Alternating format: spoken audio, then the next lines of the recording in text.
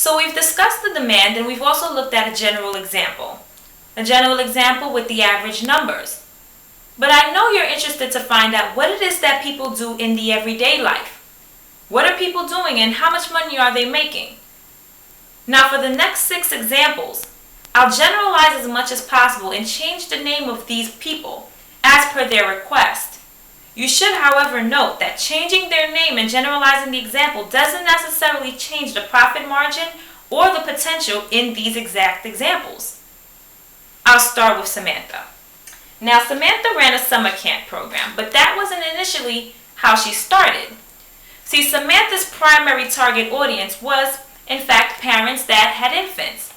Unfortunately, due to second exit issues, Samantha was not able to get licensed to work with children under the age of 3. But that didn't necessarily stop her. What she did was, she got her space as well as another space in her building licensed to work with children ages 3 and up. That allowed her to work with up to 35 children. When she started out running a summer camp program.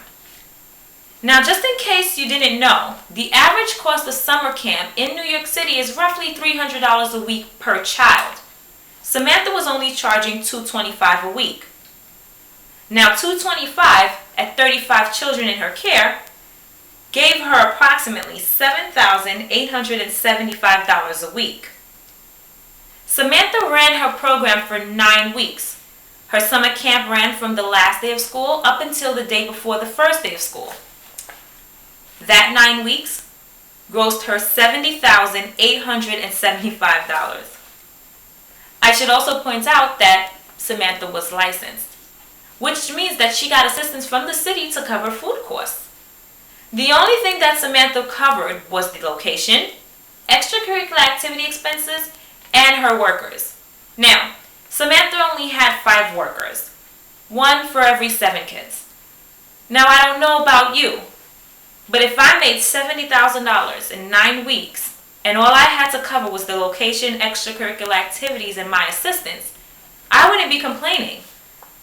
That actually leaves me the whole school year to either run another daycare program, an after-school program, weekend services, overnight services, or I may decide to wait until next summer and do it again.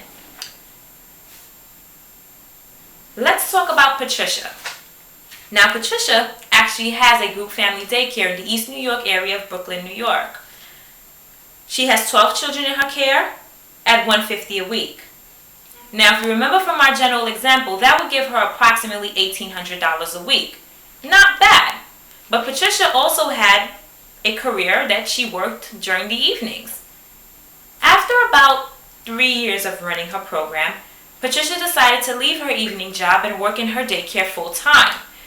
The problem was, she needed to come up with a way to compensate for the loss that she'd be taking when it came to her pay.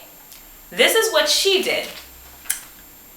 Patricia went ahead and took a Department of Health instructor training course that would allow her to work with other providers that are currently in the industry or entering the industry and train them on health and safety.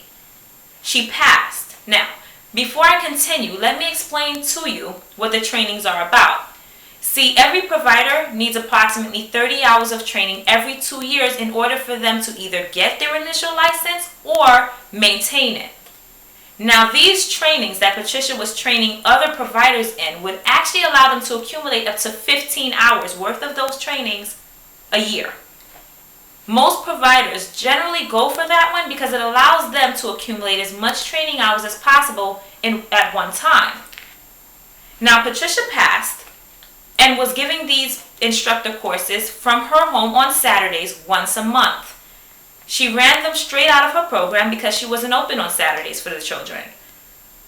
Patricia was actually hosting 16 people at one time and charging $250 a person. That gave her an additional $4,000 a month. Now, I don't know about you, but 15 hours a month worth of work for $4,000 isn't necessarily that bad.